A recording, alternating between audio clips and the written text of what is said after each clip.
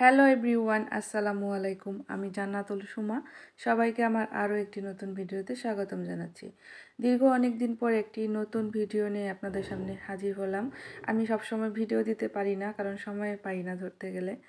তো যে সময়টা পাই সেই সময়টা আবার দিতে মন চায় না। তো যাই হোক, আমি কিন্তু এখানে পিঠা উৎসবে চলে এসেছিলাম, আর এটা আমার ছেলের স্কুলেই হচ্ছিল। তো দিনটা ছিল বৃহস্পতিবার, আর ওদিন কিন্তু খুবই মেঘলা ছিল, আর পরিবেশটা খুব ঠান্ডা ঠান্ডা পরিবেশ ছিল, আর এই পরিবেশে পিঠা খেতে একেবারেই জমে যায়। তো আমরা স্কুলের ভিতর প্রবেশ করেছিলাম, আর এখানে পিঠা উৎসব 2025 বিভিন্নভাবে সুন্দরভাবে সাজিয়েছিল, আর সাজানোগুলো খুব সুন্দর হয়েছিল। এখনও পিঠা আসেনি, দোকানগুলো এখনও সাজাচ্ছে, তো একটু পরে চলে আসবে।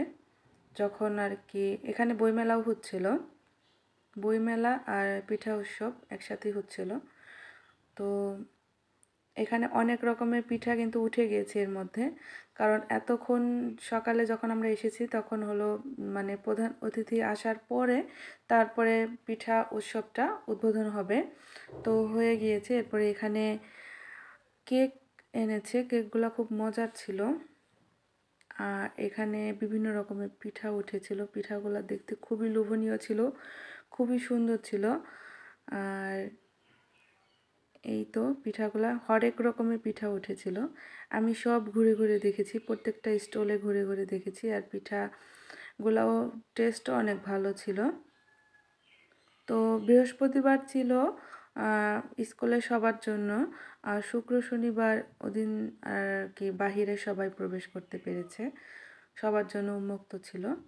তো এই যে পিঠা যে স্টলগুলা, এখানে কিন্তু নামও দেওয়া আছে, বিভিন্ন দোকানের নাম, সুন্দর সুন্দর নাম করা হয়েছে, আর যার যার স্টলগুলো সুন্দর করে সাজিয়েছেও। আর এই যে এখানে আমি দেখছিলাম যে চিংড়ি মাছ পিঠা, আর এই যে এটা যেন কি একটা গোলাপ ফুলের পিঠা ছিল, আর এখানে হালুয়াও নিয়ে এসেছিল। এখানে একটি মাছের পিঠাও ছিল, চিংড়ি মাছের। যাই হোক, দেখতে খুব সুন্দর লাগছিল। এরা এখনও সাজানো কমপ্লিট করে নাই, মাত্র সবাই যার যার স্টলে এসে সুন্দর করে সাজাচ্ছিল। আর এই যে এই দোকানটায় খুব সুন্দর সুন্দর পিঠা উঠেছে। এই তো, আর আমরা চেষ্টা করেছি সব দোকান থেকেই পিঠাগুলো টেস্ট করার। আর এই তো এরা সাজাচ্ছিল তখন। একটু পরেই প্রধান অতিথি আসবে, তারপরে এরা বিক্রি শুরু করবে।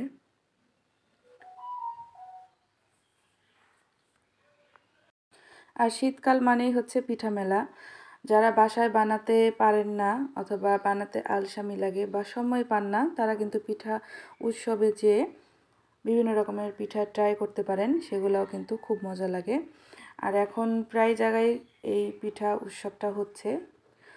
তো এই পিঠা মেলাটা আমার কাছে ভালোই লাগে। যারা সব সময় পায় না তাদের জন্য অনেক সুবিধার। আর শীতকালে তো পিঠা খেতে খুব ভালো লাগবে, এটাই স্বাভাবিক।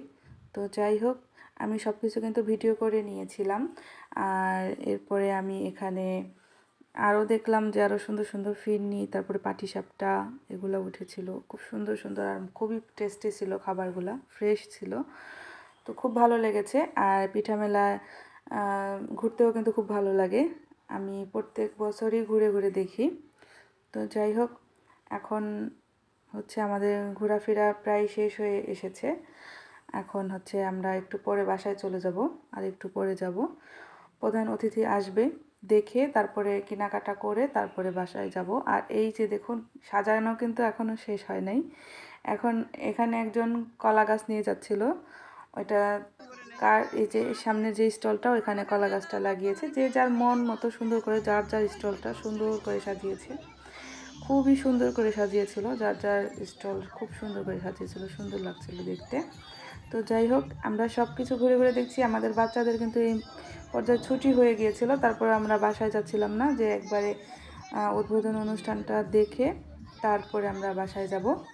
তো যাই হোক, এখানে কুটুমবাড়ি, তারপরে পিঠা ঘরের বিভিন্ন রকমের নাম ছিল। আর এই যে চকলেট কেকটা খুবই টেস্টি ছিল, মজার ছিল চকলেট কেকটা। আর ওদের ফেসবুক একটা পেজও আছে কেকের। আর এখানে মাংস পিঠাটা অনেক টেস্টি ছিল। সব কিছু আসলে ভিডিও করা যায় না, আমি ভিডিও করতে গেলে আবার খাওয়া যায় না, তো আমি 2-1টা ভিডিও করেছি, এরপর আর করতে পারি নাই। আজ এই পর্যন্তই, সবাই ভালো থাকবেন, আল্লাহ হাফেজ।